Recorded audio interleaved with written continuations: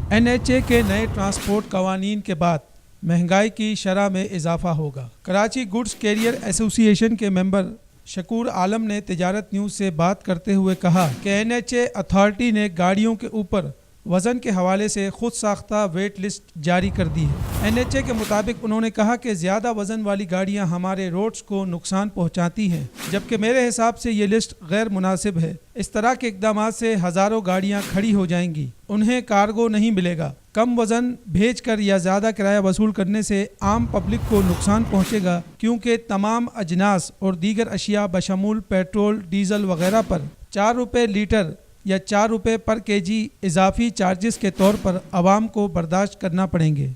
ये पॉलिसी 15 फरवरी को लागू हो रही है। हमारी इस सिलसिले में चीफ जस्टिस ऑफ पाकिस्तान से इल्तमास है NHA के रोड्स को इंटरनेशनल लेवल की क्वालिटी वाला बनाया जाए और वज़न से मुतालिक पॉलिसी में नरम गोशा अख्तियार किया जाए। तिजारत न्यूज़ को YouTube पर सब्सक्राइब और लाइक कीजिए।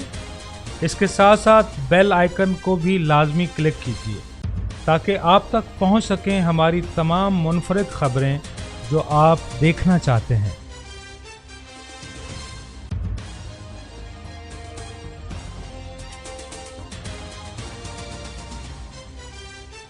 आप देख रहे हैं तिजारत न्यूज़, बेहतर अपना